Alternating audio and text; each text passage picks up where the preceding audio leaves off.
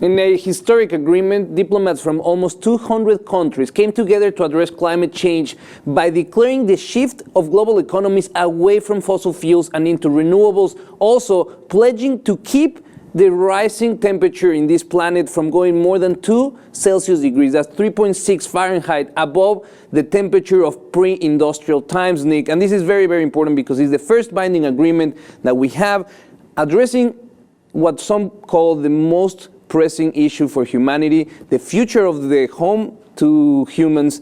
Now we see that the countries come together and they, not without a lot of fight, not without a lot of rejection, they come together to take the first step. Right, and I think that was the most important step, making sure that people are really talking about this. While I might not be one of the skeptics who are calling this whole thing a sham, because a lot of people are, given the fact that none of these rules that are set in place are really legally binding. The words in this whole proposal aren't words like "we will." It's more like "we should." Right, so there's nothing legally binding here. So again, this climate deal wasn't meant to pull us out of the hole that we're in. It's more meant to make the sides of that hole a little bit more shallow, so we can really work together and slowly get out of this hole. So overall, really good thing. It is the beginning of a new era. Some were saying after the signing of the agreement, they are trying to also compensate the countries that will not be able to enjoy the benefit of fossil fuels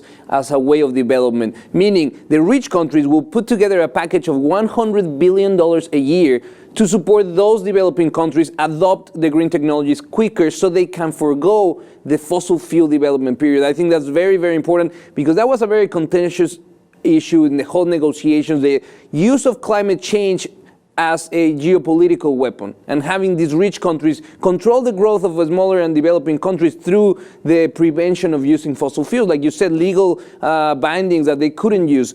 Now we see that that's being addressed. Also, the ambition of each country can be raised every 5 years. If they think that they could do more, they can always update their commitment to this agreement, and every 5 years. And it's really, really important. We saw President Obama came forward and saying this is a strong agreement.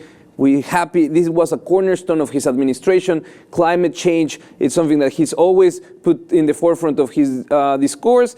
Do you think that this is going to have a ripple effect into the citizens, those who really can make a difference in their everyday life, making the choice of not using the car every day or shifting to renewable energies?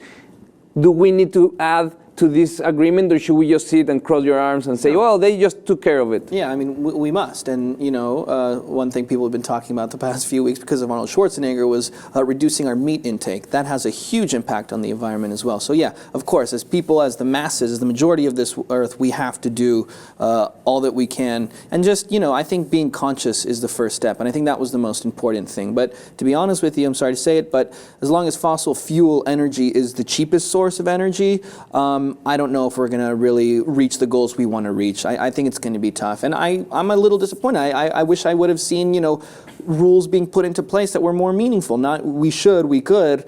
We have to put taxes on fossil fuels so that it is no longer the cheapest form of energy, to give people incentives to move to cleaner energy. And there was report that the Saudi Arabia delegation was trying to prevent these agreements exactly by doing so, by controlling the price of oil, dropping it down, making it really hard for developing countries to move away from those sources. Now, we know that for the very first time there was going to be a national inventory of emissions by source. So the countries are committed to report what type of emissions and where they are coming from, in hopes that with this agreement, finally we see a change of direction in the debacle and the emergency that we're facing that is called climate change.